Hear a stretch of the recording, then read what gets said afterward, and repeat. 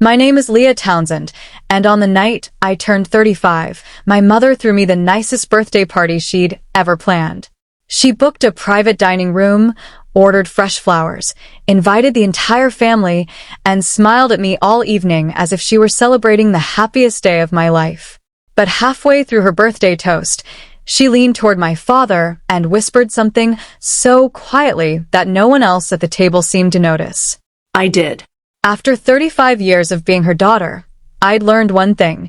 My mother never whispered unless someone was about to lose something. Without looking at me, she quietly said, "Have Kyle let the movers into Leah's apartment. They should be there by 7. My younger brother immediately pushed back his chair, picked up his jacket, and walked out of the restaurant without saying a word. Nobody questioned him. My father stayed silent. My aunt kept smiling. Even my grandmother continued chatting as if nothing unusual had happened. A few moments later, the birthday cake arrived, candles were lit, and everyone gathered around to sing "Happy Birthday" while, across town, four professional movers were driving toward my apartment with instructions to pack up everything I owned. My mother believed I would spend the evening laughing with my family while my furniture, clothes, photographs, and every piece of my life disappeared into a moving truck. She thought her plan was perfect. What she didn't know was that my brother's spare key had stopped working more than a year earlier. She didn't know every lock had been replaced. She didn't know my apartment was protected by a monitored alarm system. She didn't know the moving company had already been warned that nobody had permission to enter my home. And she certainly didn't know that the mysterious property company that supposedly owned my building was actually me. Exactly 23 minutes after my brother left the restaurant, his phone rang. The movers had called the police. 10 seconds later, my own phone started ringing. When I answered, the officer asked one simple question that shattered my mother's entire plan. "Ma'am, are you the legal owner of 412 Maple Avenue?" I looked across the table and watched my mother's smile disappear for the first time in my life. In that single moment, she realized she wasn't the smartest person in the room. But to understand how we reached that birthday dinner, you have to go back 14 months, to the day my mother first started looking at my apartment as if it already belonged to her. 14 months before my 35th birthday, my mother started looking at my apartment differently. Not like it was the place where I lived, but like it was a problem waiting to be solved. Every Sunday dinner somehow found its way back to the same subject. "Still renting?" she'd ask with that polite smile that never felt polite. When I nodded, she'd sigh dramatically. "At your age, your father and I already owned a home. We were building a future, Leah. You're just paying someone else's mortgage." I never argued. After 12 years as a cardiac step-down nurse at Millbrook General Hospital, I'd learned that not every battle deserved a response. My job required calm under pressure, and somewhere along the way, I'd started bringing that same calm home. It was easier to smile than to explain myself. To my family, I was predictable. I worked long shifts, lived alone in a modest apartment, paid my rent on time, and stayed out of everyone's business. They thought they knew my entire life, because I never talked about it. What they didn't understand was that silence and weakness aren't the same thing. One Sunday, while everyone was finishing dessert, my mother casually asked if my landlord had increased the rent yet. "Not yet," I answered. She exchanged a quick glance with my father before smiling. "You're lucky. These property companies never pay attention to their tenants. They barely know who lives in their own buildings." It was such a strange comment that it stayed with me all the way home. A few weeks later, I stopped by my parents' house to drop off my father's blood pressure medication. As I walked through the kitchen, I heard my mother talking on the phone in the next room. "No, we can't delay the closing. It has to be done before the end of the month." Her voice was calm, but there was tension underneath it. "We'll take the offer. We just need the money quickly." I wasn't trying to eavesdrop, but before I could leave, something on the kitchen counter caught my eye. A bank statement. The words "second mortgage," "past due" were printed across the top. I froze. For years, my mother had lectured everyone about financial responsibility. She loved reminding people that homeowners built wealth while renters wasted money. Yet hidden beneath all those speeches was a mountain of debt. Suddenly, everything made sense. The endless comments about my apartment. The sudden decision to sell their house. The forced smiles. They weren't downsizing because they wanted a simpler life. They were running out of time. From that day forward, my mother's questions became much more specific. How long is your lease? Does anyone from the property company ever visit? Do they inspect the apartments? Kyle still has your spare key, doesn't he? Every question sounded casual. None of them were. The funny thing was, she was asking those questions almost a year too late. Months earlier, I'd come home after a double shift and found a pot of homemade chicken soup sitting on my stove. I hadn't cooked. No one had permission to enter my apartment. There was only a handwritten note. You never eat enough. Love, Mom. When I confronted her, she smiled as though she'd done me a favor. Kyle, loan me your spare key. I was only trying to help. I thanked her for the soup. The very next morning, I hired a locksmith. Every lock in the building was replaced. Not just mine. Every single one. I also installed a professionally monitored alarm system with door sensors, glass break detectors, and a video doorbell that immediately contacted police if anyone attempted to force entry. I never mentioned any of it to my family. As far as they knew, Kyle still had a spare key. The truth was, he was carrying a key that no longer opened anything. At the time, I thought I was protecting my privacy. I had no idea I was also destroying my mother's future plans. Over the next several months, she became unusually interested in my apartment. She'd ask how much I paid in rent, whether the landlord was responsive, whether I had considered moving back home to save money. Then one afternoon, she finally stopped pretending. She invited me over for coffee and unfolded what she proudly called her family consolidation plan. According to her, once they sold their house, I would move back into my childhood bedroom for a little while. Meanwhile, she and my father would move into my apartment. It just makes sense, she said with a warm smile. Why should that apartment sit empty? I stared at her. Because I live there. Her smile tightened. Only temporarily. No, I replied calmly. Permanently. For a brief moment, neither of us spoke. Then she reached for the oldest weapon in her collection. After everything your father and I have sacrificed for you. I had heard that sentence my entire life. This time, it didn't work. I'm not giving up my home, Mom. The room fell silent. For the first time, I saw something behind her smile that I'd never noticed before. Not disappointment. Calculation. She wasn't asking anymore. She was planning. And I had the uncomfortable feeling that somewhere, somehow, she'd already decided my answer didn't matter. A few days later, my mother called and asked if I could help pack some dishes for the move. Under normal circumstances, I probably would have said no. But old habits are hard to break. I'd spent most of my life being the dependable daughter, the one who always showed up, even when no one appreciated it. So that Saturday morning, I found myself standing in my parents' kitchen, wrapping plates in newspaper while my mother directed everyone else from upstairs.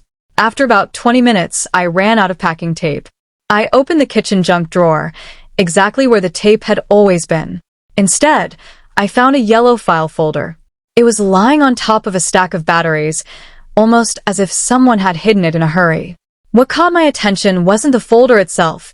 It was the bright red company logo printed across the corner. Carter Brothers Moving and Storage. I wasn't looking for answers that morning, but something inside me said, open it. My hands hesitated for only a second before I lifted the flap. The first page looked like a standard moving work order. Then I read the address. Origin address for 12 Mapler Avenue, Unit 1. My apartment. For a moment, I honestly thought there had been some kind of mistake. Then I looked at the scheduled date. Saturday the 14th. My birthday. Time. 7 p.m. The exact time my entire family would be sitting together at my birthday dinner. I kept reading. Customer state's daughter is aware of move. I wasn't.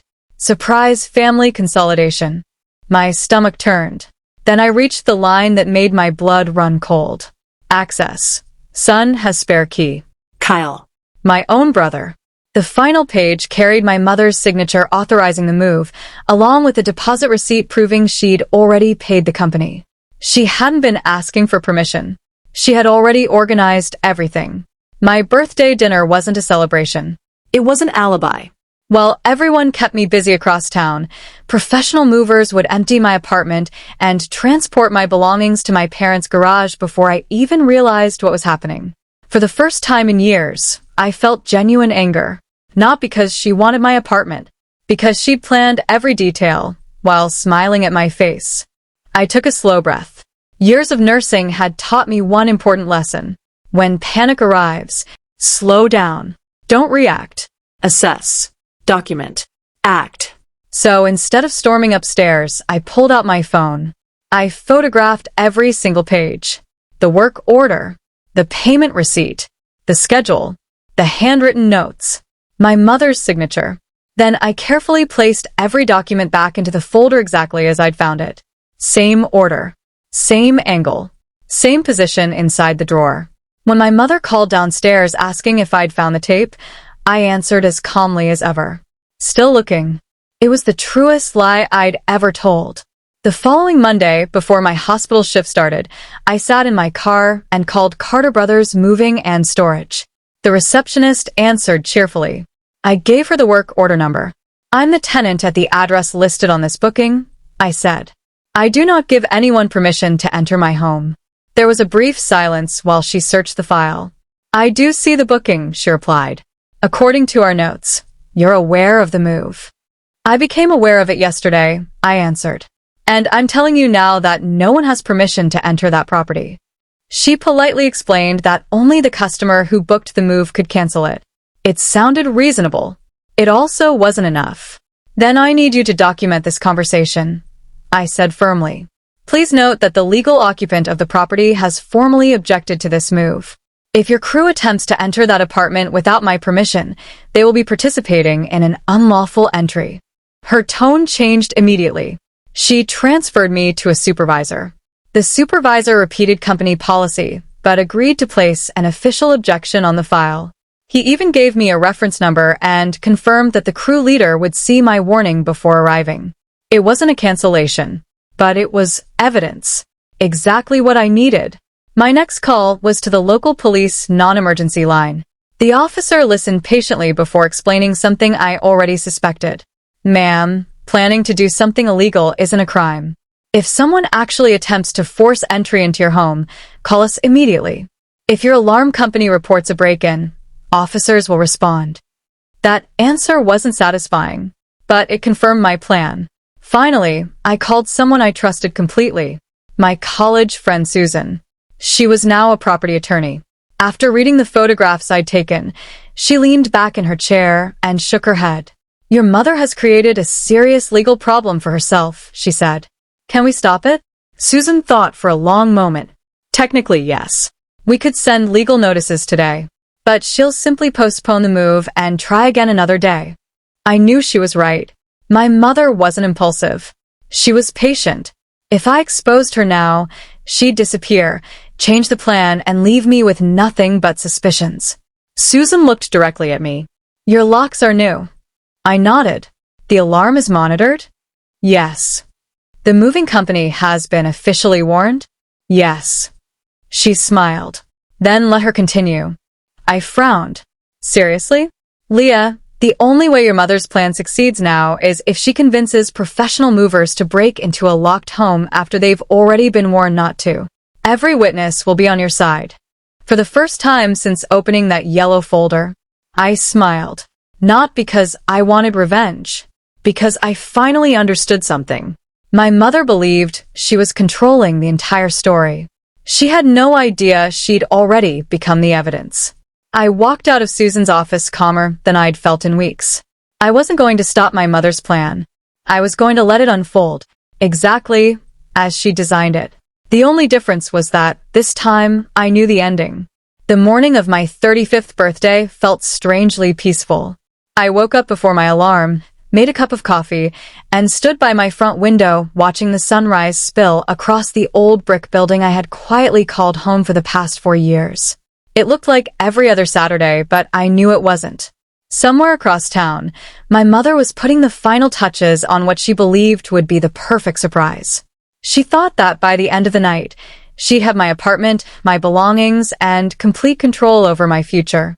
Before leaving for dinner, I followed the same routine I used before every night shift at the hospital. I armed the security system, checked the door sensors, and made sure the camera doorbell was recording. Then I slipped a brown leather folder into my purse. Inside were copies of the moving company's work order, my objection reference number, and one document I'd kept hidden from my family for years, the deed to the building. At exactly 6:30 that evening, I walked into the private dining room at the Hearthstone restaurant. Everything looked perfect. White tablecloths, fresh flowers, a banner that read, "Happy 35th birthday, Leah." My grandmother smiled the moment she saw me. My aunt waved excitedly. My father stood to hug me, but his smile looked forced. Kyle wouldn't even meet my eyes. His hands trembled slightly as he reached for his glass of water. Only my mother looked completely relaxed. She hugged me tightly and kissed my cheek. "Happy birthday, sweetheart. Tonight is all about you." I smiled. I know. Dinner began exactly as she'd planned. Everyone laughed, shared old stories, and raised their glasses in celebration. If someone had taken a photograph at that moment, we would have looked like the happiest family in America. Then my mother stood up to give her birthday toast. She lifted her champagne glass and smiled proudly. "Family is everything," she said. "No matter what happens in life, family always takes care of each other." Everyone applauded.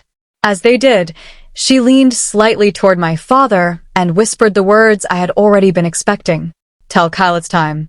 Without saying a word, Kyle pushed back his chair, grabbed his jacket, and quietly slipped out of the room. No one questioned it, except me. I looked at my watch. 6:58 p.m.